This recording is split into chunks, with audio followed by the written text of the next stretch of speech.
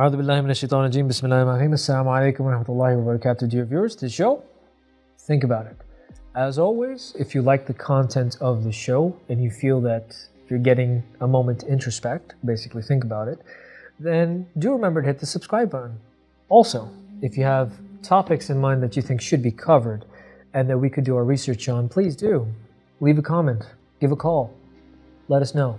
Inshallah, we'll do our best to do our research on that topic and bring it to you within the best of our abilities, inshallah. With that, today, as most of my shows, the episodes that I've done, I'm going to start off with a story. The story is of a boy, his name is Nasir. So, Nasir is sitting in his family living room, in the lounge, watching TV. He's sitting with his dad, and they're watching TV like any other day, and all of a sudden, Nasir's grandfather, so Nasir's dad's dad, walks in the room. And when Nasir's grandfather walks in the room, Nasir's dad stands up and says, Assalamu alaikum. And the grandfather says, Wa alaikum salam. The grandfather comes into the room, picks a chair or wherever the spot that he wants to sit in. And until Nasir's grandfather doesn't sit, Nasir's father doesn't sit. So as soon as the grandfather sits down, then Nasir's father sits down. And so Nasir notes this, and he sees what has just happened.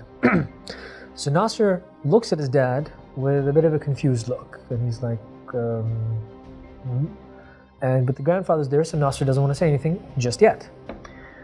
So fast forwarding a little bit, Nasir's father gets up, goes, gets a glass of water and puts it in front of his own father. So Nasir's grandfather puts a glass of water in front of him, asks him how his day was going, and then goes and sits back. Nasir's grandfather drinks the water, sits there for a little bit, and leaves. When Nasir's grandfather leaves, Nasir sees this as an opportunity to ask what just happened. So Nasir looks towards his dad and he says, Dad, when Grandpa came into the room, you stood up and you didn't sit down until he sat down. And then you got him a glass of water too. I mean, that's cool. But why did you stand up when he came in? And so Nasir explains to his son, well, Nasir's dad explains to Nasir that this is a part of etiquette. It's a part of behavior. It's a part of character. And if I do this, my father feels respected. My father sees that he has value. My father, someone who does have value, who raised me, who brought me up to the man that I am today. Because of who I am today, and I am your dad. He deserves this respect. And he deserves that people stand up when he enters into a room. And it's just something very basic. Maybe you should try it sometime for your own dad. Definitely try it for your grandfather. And so Nasir's quiet and he listens and he's like, but how does that show respect? So what Nasir's father understands is that Nasir doesn't know this cue, this act, as something that means value, character, etiquette, or that it shows respect. So Nasir's dad gives him an example. Nasir's dad says that imagine you walk into a store.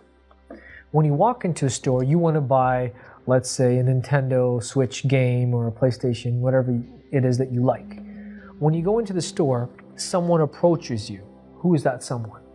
And Nasir says, it's the shop assistant, somebody who works there. I'm like, yeah. Why does that person approach you? To ask what I'm looking for, maybe to help me out? He says, does he need to come and approach you? Does that person need to go to you and tell you and ask you what you need or give you any bit of attention? And Nasir says, he doesn't need to. Like, I know where the games are. I know what I want. I mean, I know where it is. I'm like, but how does it make you feel when someone comes up to you, speaks to you in a nice way, smiles and says, oh, how can I help you today? So Nasir says, sometimes it's weird, but yeah, it's okay. It feels good. So Nasir's dad tells him, it feels good. You said it feels good. Yeah, it might feel weird at times because you don't know what's happening, but it feels good because you just got undivided, individual attention, which basically means you were given value in that store, which also means that you might want to go to that store again because of the way they treated you. Don't you want to be somebody who is like that with everyone? When you walk in, somebody stands up or says hi, smiles towards you, and Nasser says, yeah, that'd be a pretty good feeling. I mean, Nasser can't deny it. He feels that this is actually something that's really good. And that is the topic of today. It's called your character, basically. Character building. What you're made of. How your character should be. So, in building character, we need to understand the cues, the mannerism, the behavior that actually shows that we have character. You might have heard that term before. That man's got a lot of character. Oh yeah, he's a great player, he has a lot of character, like for a sports person or something. Oh yeah, that student is great, student's got good character. Why do they use this term character so much? And what do you mean he has character? I know good character, I know bad character. What do you mean he has character? The term itself, character, is not a derogatory term. That means it's not a negative term. It is in fact a term that is used to show respect to somebody or say how respectful you are as a person. Etiquette is how you act in certain situations. Obviously, if let's say you're in a situation where two adults are having a conversation with each other and they're talking about something and they're going into detail, do you think it is wise for a child or someone else to come and interrupt them while they're talking? You might interrupt them, but on a basic level, you know that interrupting them is not the best thing to do. It might be against etiquette, it might not look good, and it might make you look bad. So character is something that's very important. So with this story, the moral of it is how we need to work on our character. In fact, subhanallah, 70% of the Holy Quran, 70% in fact of our religion itself, focuses on ikhlaq. And ikhlaq means character. How your character should be. How you should be with other people. How you're supposed to act with other people. If you say you don't care, if you act in a way where your intonation, the volume of your voice is rising when you want to get a point across, if you interrupt people when they talk, you might be in a position where you say it doesn't really matter. Sooner or later, not only is it going to matter, but it's going to have effects in your life. So let's say that nowadays, let's talk about schools, because this is something that definitely hits schools, and it should be something to remind school leaders and people who are in the leadership positions on how to cater to students in school. Now, when you get somebody who's young, you have someone who has a fresh mind, you have someone who has a lot of ideas, you have someone who has dreams and hopes, you have someone who has likes and dislikes, you have an individual that you're dealing with. The only thing is that because they're young, they absorb everything like a sponge. And it's not their fault all the time if their character is not really the best. Why? I would refer back and quote my previous show on the mirror effect. So the way you act with others, others act with you. Similarly, these children, they see their parents every day, the way their parents talk, they see adults every day, stores, parks, wherever you go, your neighbors in, your vicinity, your neighborhood where you live, on your street. And when you look at people acting a certain way, talking in a certain way, the way they hold themselves, the way they actually show you what their character is, this is something that children will mirror. And when they mirror this, it could be positive, it could also be negative. So, basically, a school's job is to make sure that they're able to transfer good character into a child as well. It's not just subject knowledge. Believe it or not, in today's world where technology is not, I'm not going to say it's at its peak because they're still making a lot of developments and improvements and whatnot, but you can sit down at home and virtually study any subject you want to from the screen of a computer, a mobile phone, a tablet, or any piece of electronic device. Technically, you don't need to go to school. Yes, going to school, the setting is really good when you're with other students around you, you're sharing ideas, you have a teacher in front of you. The moment you have a misunderstanding, you need clarification, you have a notion, a query, a curiosity. it can be dealt with and catered to then and there. That's wonderful. I agree with that. And that's why face-to-face learning is probably the best option out there. However, it doesn't mean that you cannot learn at home. It doesn't mean that you don't have the tools to get information and knowledge at home. But all of our research as well that we do as journalists, as presenters, when we come in front of you, all this research that we've done, we didn't sit down on a group of people to do the research. We didn't go to school to do this research. Granted, we do have people that we talk to, we bounce our ideas off, we meet people who have certain leadership roles and characteristics, and we sit down with them and we want to know how they would deal with a certain situation and where they got their teachings from. Correct. But more than 80% of what we do, our research, the knowledge that we get to actually put on a show, comes from an electronic device which is connected to the World Wide Web, basically the internet. So we get all this information and we bring it forth in front of you. Similarly, a lot of people can do the same. So you can get knowledge wherever you sit, wherever you are around the world, as long as you have an internet connection and a device that can get you on the World Wide Web. So, the importance of etiquette is something that needs to be taught because it actually helps you show people your character in the best possible light. Secondly, it helps you as a human being. Now, the same topic that I was talking about before about kids not caring nowadays of what the consequences are, how they act, who they are. They might be frustrated. They might not understand things. They might think that people don't understand them, which might be true. People don't understand their feelings. People don't listen to them.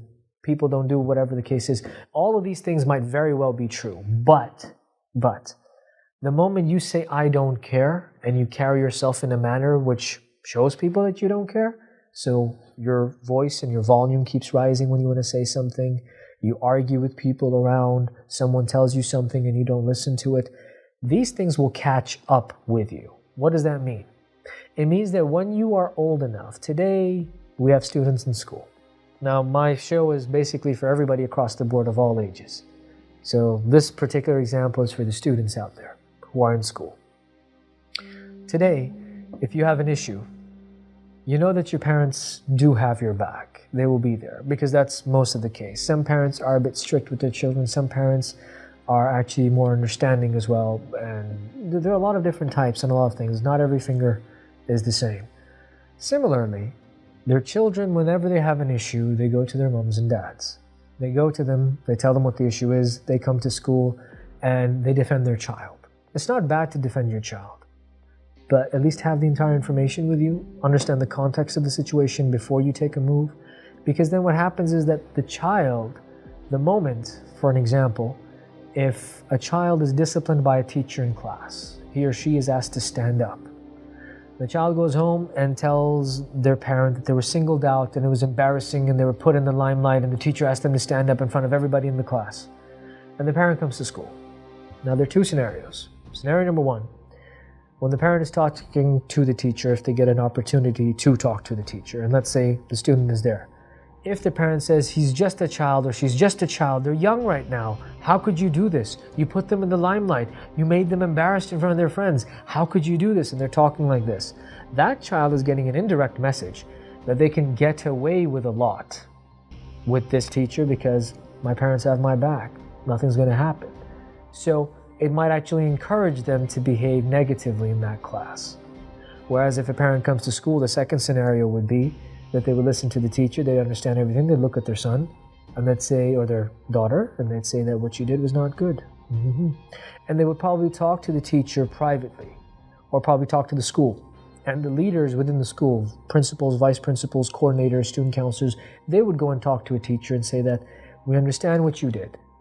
Okay, there was a student who misbehaved, who did this and that, and whatever the case is. Don't put the child on the spot because the child might get embarrassed. So if the child is misbehaving and you give him or her this type of a consequence, is it the solution to the problem? Do you think they're not going to behave like this again? They might actually end up holding a grudge against you. And they may not like you as a teacher, and then your entire year is going to be a struggle with the student. So they can talk logic and actually bring about a more amicable, a better solution. Etiquette is something that's very important. Now, this comes from research. From what kind of research? Let me put it in front of you. It comes from the University of Toronto. Study of human anatomy, anthropology, and all this, how humans have developed. This comes from the University of Oxford and Cambridge in the UK. Same department, different type of study. It comes from universities in the US. I believe there were 3 that I was taking a look at. Their names slipped my mind, but if I do remember them, I'll probably share them if they come along, or we could probably have a conversation of this if you ever find me at a Walmart or at a No Frills near your home. So anyways, what ended up happening is that within this research, they tried to see what has happened to children of today. So the millennials, Generation Z, all right, as comparison to Generation Y, the generation before, and before that. Because apparently a very big concern nowadays is that character is lacking and that behavior is lacking. So what does that mean exactly, and how does that entail or help people? This study itself is quite important. I'm going to talk about it right after this break, inshallah. Stay tuned and think about it. See you after the break. पूरे Ontario में लाखों लोग अपनी कोविड-19 की vaccine हासिल कर चुके हैं। हेल्थ कनाडा की मंजूरशुदा तमाम वैक्सीन्स महफूज और अस्पतालों, डॉक्टर्स के दफातर, फार्मेसीज और अवामी वैक्सीनेशन के मुकामात पर हासिल हैं। अपना किरदार अदा करें, अपनी वैक्सीन हासिल करें। 300 जुबानों में मदद के लिए ontario.ca/book वैक्सीन पर जाएं या 1888-999-6488 पर कॉल करें।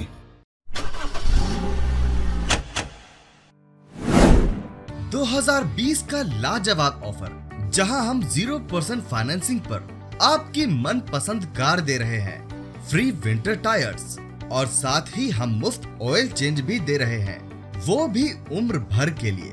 अभी आएं और इस लाजवाब ऑफर का लुत्फ लें। जल्दी करें, आपका खुशामदीद हमारे आउटलेट में, जो कि 60 Queens Plate Drive at intersection close to Highway 27 and Rexdale opposite to Woodbine Racetrack। जल्द से जल्द इस ऑफर का लुत्फ लें। आज ही कॉल करें सुनील अग्रवाल को 647-703-0218। KK Travel believe in providing everyone the first-class customer service. We take care not only for your air ticket, but dignity and respect as well. We are available for you anytime on WhatsApp, even while you are in Pakistan or any other destination. KK Travels guarantee lowest prices and are open to price match any airline. We are KK Travels under supervision of Gas Khan at 905-367-9433 or visit www.gaskhan.travels.com. Assalamu alaikum wa rahmatullahi wa barakatuh. Welcome back to the show. Think about it. So, I left off talking about research and studies that have been conducted in different universities in North America, in Europe as well, namely the UK. But these are universities that I looked up in specific, but there are other universities out there. There are other research studies that have been taking place all over Asia, in the Orient, in Australia, different countries in Europe, North and South America. So basically we're covering most of the world over here. And the research that they've put up is very simple. They said that 30 years ago from today, even 20 years ago from today, character was something that was focused on in class. So when a teacher was in class and they would be talking or teaching students and someone in the class would interrupt them, they would actually stop their lesson, point that student out and say, this is not right. They'd even give them consequences. Now granted, the further you go back towards traditional methodology of teaching, maybe the discipline that was taking place, the consequences were not the best. Sometimes there was a time when we all remember teachers used to have sticks and they used to hit students as well. There have been times when students have been asked to stand up in a hallway with a bucket of water in their hand and not move at all. There have been different types of things, and yes, these are probably extremes and completely unacceptable as well, because they do have a detrimental effect as well. They don't have a good effect on the child. That is true. But what happened is that a generation or two later, discipline as a whole was taken out and chucked away, which meant that there was no character building happening at all. You could only use your words, you couldn't set examples, you couldn't do much. So then an educator's hands were cut off when it came to a child misbehaving in class. And this is something that's an unfortunate truth. And this is not me talking. These are researches that have been put forward and studies that have been put forward. So, With that, because of that, schools don't really implement much character building. They try to. They have sessions where they talk to students. They have sessions where they give them motivational speeches. They have sessions where they sit down and they want to get to the bottom of something. But the moment a misdemeanor, a mishap, misbehavior takes place in class and warnings are given in class, the next step would be to send students to a student counselor or the vice principal. And when they go to them, the vice principal or the student counselor would talk to them for a little bit, ask them not to do it again, basically give them another warning, send them back to class. And so on and so forth. The situation would go further until the parents were called. Unfortunately, this is 80% of the cases, not 100. 80% of the cases when the parents are called, the parents would come in and take the child's side or dismiss the issue and say that, oh, they're just children.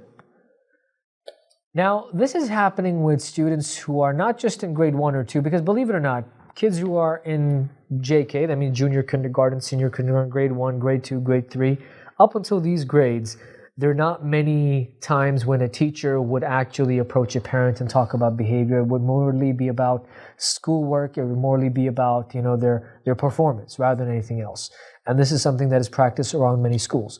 It's grade 4, 5, 6, and onwards where behavior is something that is seen as it could be a critical moment in a child's life.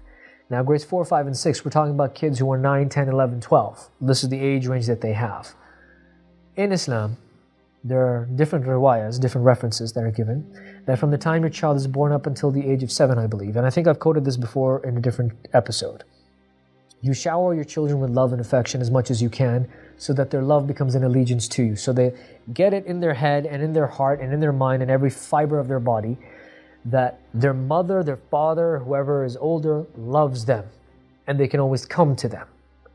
After that age has crossed, so if it's 7, 8, or whatever it is, you start making them more accountable. You don't give them everything they ask for, you show them consequences, and you make sure that they understand how to follow cues and conduct themselves with etiquette, with good character, with their manner. By the time they become baligh, that means by the time they become adults, their systems start working basically. Age 14 might be something that has come in different references. They become your khalifa, they become your wazir, which basically means they become your companion. They become somebody who can give you advice on different issues that are happening within the household, who can give you advice about different opportunities that might come forward. So they actually become adults when they're 14. So obviously children whose parents are coming in and saying that, oh, they're just children right now, you ignore what they're doing or you don't focus on it right now. If they're anywhere after the age of 7, if they're 8, 9, 10, 11, 12 especially, then this is something that is quite scary and it's a very critical moment, because if you let it go now, how are they going to be your wazirs or your khalifas, your companions by the time they're 13 or 14? How are they going to help you in different family decisions that you have to make, or opportunities, or actually have analytical discussions at home as an equal if they're still under the umbrella of, oh, ignore it, they're young, ignore it, they're too young, they don't know this. So these are things that people need to actually focus on, and that's my advice to different school systems basically.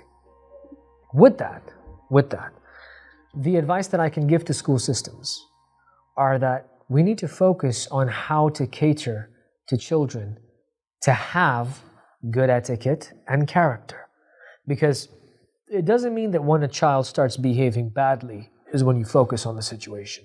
It's that you continuously provide lessons, motivational talks, you show examples, you can show videos, you can show them how past education used to be and how students used to be treated back in the day if they had misbehavior issues in class. And students can see how kids used to be, what kind of consequences kids had when they were, like 4 or 5 generations ago, even 1 generation ago. And it could be an eye-opener for them. They could understand how things used to be.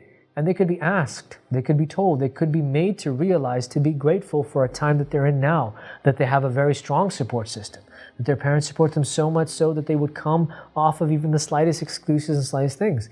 But if they continue character where, I don't care, it doesn't matter, you don't know me, you don't understand me, when you hit adulthood, when you go out to the practical world to get a job, your mom and dad cannot get you a promotion. Nobody can fight your battles. People don't care if you don't care. If you behave badly in an office space or at your work, nobody's going to come and say, oh, it's all right, we understand you. Your parents are not going to come to the office space and explain to the supervisor or manager or your line manager that this is the case and you have to let him go and he's just a kid and it's not going to happen. They're going to say, we don't care if you don't care because you're supposed to care. You're not doing your job right. Goodbye. Ma salama, Allah hafiz, see you later, goodbye. That's basically what's going to happen. So their self-image will start to shatter if they don't work on character from an earlier stage.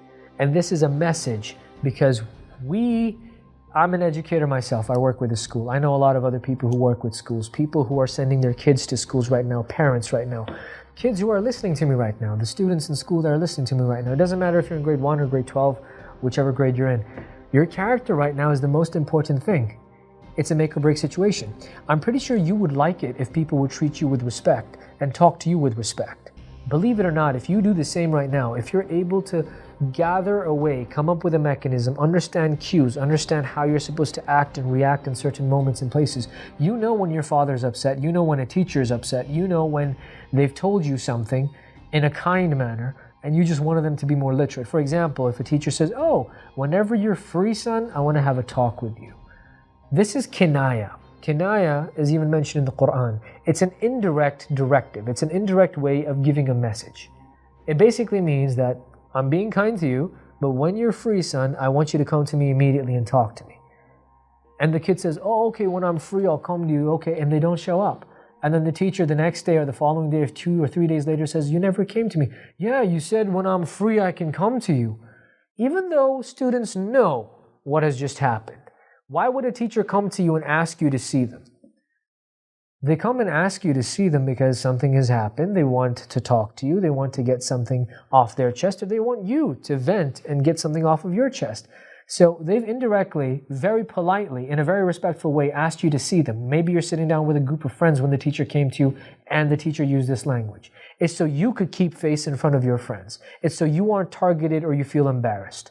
So it's actually a really good strategy by a teacher to ask you, when you're available, please come. I'd like to have a talk with you, right? You know, I want to talk about a few things. This is a very good way to approach a student. If you don't, go and approach the teacher because you know that the teacher wanted to see you as soon as possible, but you chose not to, and you're going to take the teacher's words and twist them later and say, oh, you said whenever I was free. This is a bit disrespectful. Now what happens is that when you don't follow these behaviors, your future and your character in the future will take a toll. That means is going to be affected. And that's not going to be good for you. It's not going to be good for your family. It's not going to be good for the people that you deal with. We like it when people treat us with respect. The least we could do is treat others with respect. If a teacher walks into a classroom, what is wrong with standing up? Just like Nasser's father did for Nasser's grandfather. When a teacher walks in, stand up. Assalamu alaikum, teacher. If you're studying in a public school, hi there, teacher. How are you? Good morning, teacher. Good afternoon, depending on what time the teacher came in. The teacher feels nice then. You can have a better day. Believe it or not, character is so important that if you have good ikhlaq, people end up liking you a lot. A teacher, honestly, being a teacher myself, if a student talks to us politely, if a student shows us good etiquette, we are willing to help that child beyond the normal borders. When a student doesn't show good etiquette, it makes our jobs difficult as teachers to educate people. In fact, what ends up happening is that we don't want to deal with the student anymore. If a student makes a mistake in a test or in a culminating assignment or activity, and a student has really good behavior, a teacher might go out of their way to support that student. You might say, oh, that's not fair, it's not just. Well, guess what? Have you been fair to the teacher? Have you been showing the best character to the teacher? Have you shown respect to your teacher like the other student did? Have you talked to your teacher in a polite manner? If you did, guess what? The teacher would be helping you out too. And this is a universal thing, I have to be honest. I've been a teacher in different countries and different continents. It is a universal thing. Yes, sometimes we hear stories about teachers who are not that good or who have a different methodology or a different mindset. Yes, it does depend on different mindsets. That's correct. But not every teacher has the same mindset. 90% of teachers out there, they're looking for good character. You show them good character, you show them respect, they will show you respect in different ways, by helping you out in different ways. Whether you get in trouble when you're in school, that teacher who knows that you have a good character will be there to help you and have your back.